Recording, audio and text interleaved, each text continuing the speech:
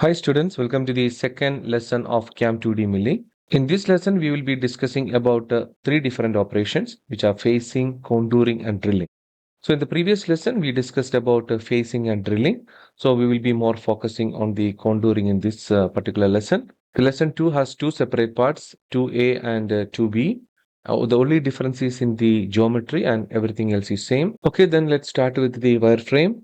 When we are seeing the part, this is a square block of 100 by 100 and there is a projection of 80 mm by 80 mm in the middle, and all four corners fillets are available at R8. Then we have holes in the corners with the 8 mm diameter and 8 mm depth. So let's start with the wireframe modeling in the MasterCAM. Here we go. The first thing is you can come and check the unit system. It's in millimeter. You can see it in the right bottom corner. Now the four tabs are available here. As I mentioned in the previous lesson, if any one of this is not available, you can go to view and set it up from here. Now the first thing is I'm going to level option. So there are two levels we are using. One is a wireframe and other one is solid. And first one is wireframe and second one is solid. You can add one and name it as solid. Now make sure that you are activating the wireframe for our following operation, because we will be doing 2D drawing that is coming under wireframe. When we are converting that into 3D, make sure that we are checking the solid on like this. Currently it is 1. Let's go back to the toolpath now. And one more thing is, in the wireframe, I'm going to use a center rectangle just to demonstrate how to use the mirror and other options for the symmetric part. But normally, after that, we will be transferring that into corner rectangle. The reason for using the corner rectangle is I prefer to keep my part in the first quadrant. That means the top left corner of my part will be the origin. So this is a preference only, because in our CNC setup, we used to do it in the top left corner, as you are seeing in the image. So the most common method is to set it up at the center. So you can set up anywhere in the center or any of the corners on the top. Okay, now let's start. Go to rectangle and keep this on, that is anchored to center. So our rectangle size is 100 by 100 and another rectangle of 80 by 80 is there. So what you can do, first lock these two so that we will be getting rectangles. First one is 100 by 100. Anchor to the center here. Click right button and go to fit. You can see the, okay, here we go. Click the blue button so that you are still in the rectangle command. And I'm changing this to 80 by 80. Again, click on the center. So the second rectangle is also available now. Now you can click the green check so that we have completed that process. Now, the second thing is we can go for this filleting.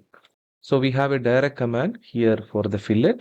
Click on fillet and enter the fillet value. It's 8 mm here, so it's already 8.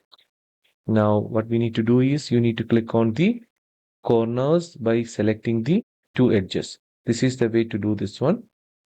Okay. So, and another way to do this one is, let me escape and do it again. If you have the same fillet on the four corners, the best way to do this one is using the chain. Go to the drop down, fillet chains. It's very simple. This is my full rectangle. Click OK and enter the value here. You can see it's already made 4 numbers across the corners. Now click OK. Now there are 4 holes over here. Each hole is 8 mm diameter. Go to the circle. So you are coming here, you can see the snapped. So enter, the diameter is 8 mm. Click OK. So I want to have this one. I want to mirror it to the other 4 sides. We have multiple options. First one is rotate option. Click on the rotate option. Select this one. Go to end selection, and the center is already been fixed. It's 360 degree. I want it 4 numbers. Total sweep. See, click OK. We have it here. This is one option. Another option is we can use the mirror command. Click on mirror command. This is my part. So we have an option that we discussed in the previous session, that is X and Y axis together. If you are activating this one, it will be automatically going to this corner portion. Click OK and change the color. Click right button and go for clear colors. So our part is ready now. So as I mentioned, I want to shift this to the corner. It's very easy. You can use the transform option. Go to move to origin. I want to move this as my origin. It's here. Click right button and fit and change the color. Okay. Say for example, you are making the square here in the first quadrant itself. Then you need to do the mirroring option. So how do we do that? Because we don't have the origin to select for the mirroring. So to do this one, let me show you a quick demo. Delete these three.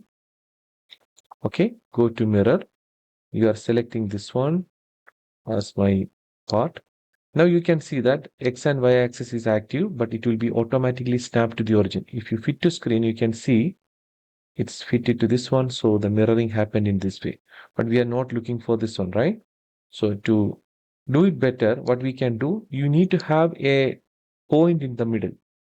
Okay, so this is very important. This can be used in multiple places. If you are moving your cursor to the corner and keep it there for 1 second, you can see a plus button coming here. And move it to the other corner, keep it there. So the system will automatically show you a center portion.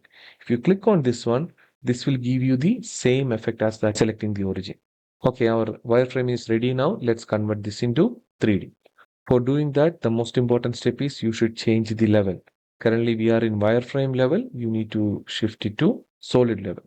Click right button. I'm keeping it isometric for a better visualization. Okay. Now go back to solid. It's very simple. Go to extrude. So in the question, we can see that the thickness of the entire part is 30 mm. I will be selecting outer surface. Click OK. Okay, it's automatically selected as 30 mm down. Sometimes it will be coming like this with another value. Say, for example, like this. So what you need to do is shift it down, give the value 30. Okay, click OK now. Now, what we need to do is we need to do the other surfaces. There is a projection here and also the holes of 8 mm. To do that one, the same step that I discussed in the previous lesson. Go to model preparation, split solid. I need to split the top surface, remove history and select all of it. So all the parts are separate now. Then what we can do is you can go to the push-pull option. This is the easiest way to do the things. Now see, each part is separate. The holes are separate. The outer portion, inner portion, and everything is separate. So we know that we need to make this one down to 5 mm. So you keep -5, 1, 2, click OK. Now the holes 1, 2, 3, and 4. I need to have a -8 and 2 times enter 1, 2, and click OK. So currently your part is fully ready, fit it to screen, and this is it. Okay, so the advantage is any point of time you can go and see the wireframe alone or the solid alone. Okay, that's all for wireframe modeling. In the next video, we will discuss about the CAM setup of this part. Thank you.